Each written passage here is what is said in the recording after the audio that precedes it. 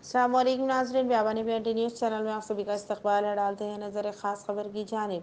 Minority reservations के लिए कड़ा एहतजाज। जी हाँ, मुस्लिम रिजर्वेशन के लिए प्रोटेस्ट किया गया तेलंगाना गवर्नमेंट के ख़िलाफ़।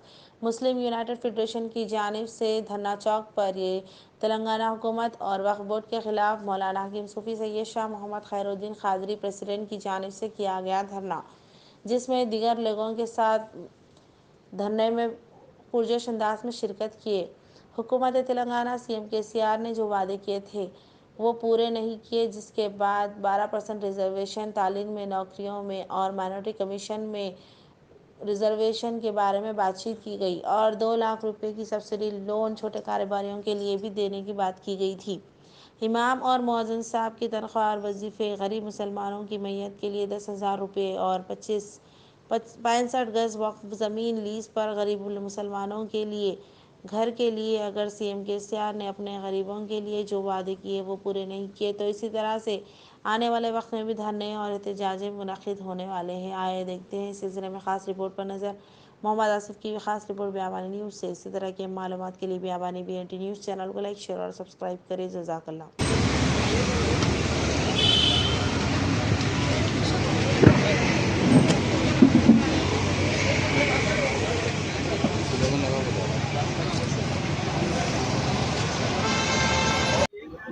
अल्लामा इकबाल का एक शेर है, मैं वो शेर मौलाना खैरुद्दीन सूफ़ी साहब को मौसूम करता हूँ। मैं अकेला ही निकला था जानिबे मंजिल मगर, मैं अकेला ही निकला था जानिबे मंजिल मगर, लोग आते गए कारवां बनता गया।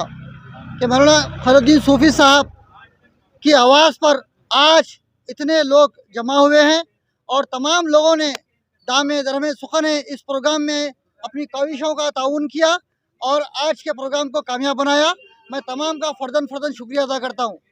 हुकूमत तेलंगाना का जो 9 साल दौर गुजरा है उसकी जो है ना बदहाली का अवाम जो है ना इतनी मुतासिर हो गई है और इतनी गशी की हालत में है कि उनको एहसास ही नहीं है कि आज हम कहाँ पे हैं।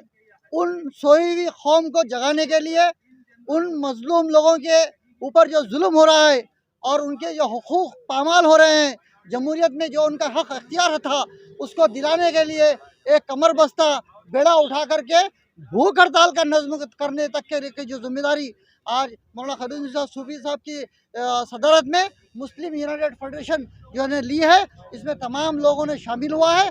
आज हुकूमत के लिए इस बात का एहसास है कि ये कौम जो है ना, अगर इनको खजूर खिला दो, इफ्तार की दावत दे दो या एक जोड़ा कपड़े दे दो, ये बहल जाएंगे, लेकिन ऐसा नहीं है। अवाम के दिलों में जो एहसासात है आज अवाम ने यहाँ पे जाहिर किया है और मुसलमानों को इस शेर के साथ मैं मुखातिब करूँगा कि पीछे बंधे हैं हाथ, पीछे बंधे हैं हाथ, शर्त है सफ़र, किससे कहें कि पाँव का कांटा निकाल दें। आज हमको अपने मसाइल के हल करने के लिए हमको आपस में अपने अना को, ईगो को कुर्बान करना होगा, अपनी सियासी वाबस्तगी को बालाए ताक रखना होगा, अपनी जो है ना इनफरादी शख्सियत को पीछे छोड़ना होगा और कौम के बुनियाद पे कौम के लिए मुत्तहिद होना होगा और क़ुरबानियों से आगे बढ़ने की ज़रूरत है। मैं चाहूँगा कि मौलाना खैरुद्दीन सूफ़ी साहब इसका जो है ना बेड़ा तमाम तेलंगाना तक बल्कि नहीं हिंदुस्तान के कोने कोने तक इसकर लेकर जाएंगे इंशाअल्लाह। सुल्ताना है, मैं कोत्तागुड़म खम्मम डिस्ट्रिक्ट से हूँ। ये पिछले कुछ महीनों से मैं बेंगलुरु में थी, ये प्रोग्राम के लिए आ गई थी मैं इमीडिएटली।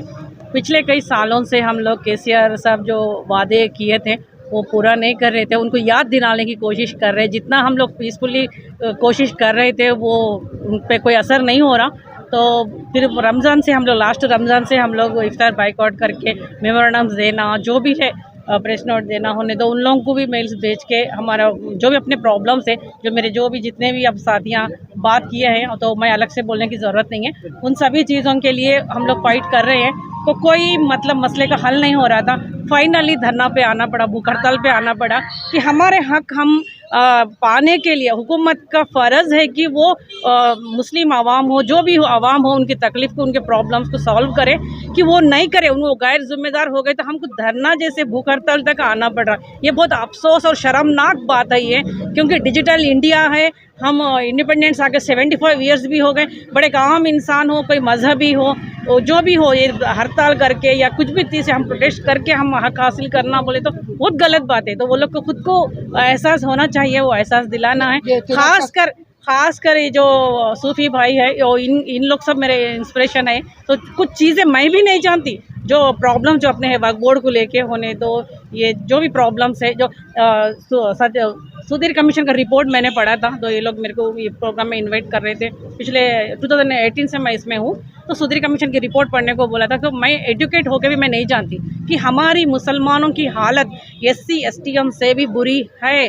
वो रिपोर्ट्स बता रहे, उन लोगों ने कुछ सजेशंस किए कि मुस्लिम को डेवलप करने के लिए, गरीबी दूर करने के लिए एजुकेशन होने दो, उन लोगों को सेल्फ एम्प्लॉयमेंट होने दो, कैसे कैसे प्रोवाइड करना चाहिए, सजेशंस किए।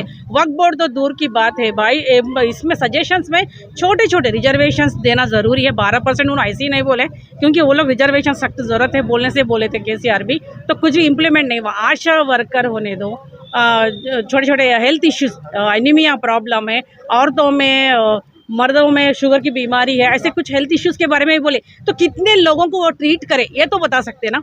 कितने लोगों को ये ट्रीट करे, कितने लोगों को आशा वर्कर दिए, कितने लोगों को, मुसलमान औरतों को आंगनवाड़ी दिए। ये छोटे छोटे पोस्ट भी क्या इम्प्लीमेंट करे, कुछ भी नहीं। वक्फ बोर्ड तो हमारी जायदाद है, हमारे बुजुर्गों की जो ज़कात के तौर पे दी गई थी उसको भी कब्जा करे, और हमारी शान और हमारी अक्ल, इतनी अच्छी हमारी सोच को भी आप लोग पॉइंट आउट कीजिए। क्योंकि हम यही बोल रहे हैं कि गरीबों को लीज पे दियो, ये नहीं बोल रहे कि ज़कात का जो माल देते फ्री में दिया जाता, उन लोगों को ही दिया जाता, तो वो चीज़ को भी लीज पे दियो बोल के बोल रहे। तो ये चीज़ को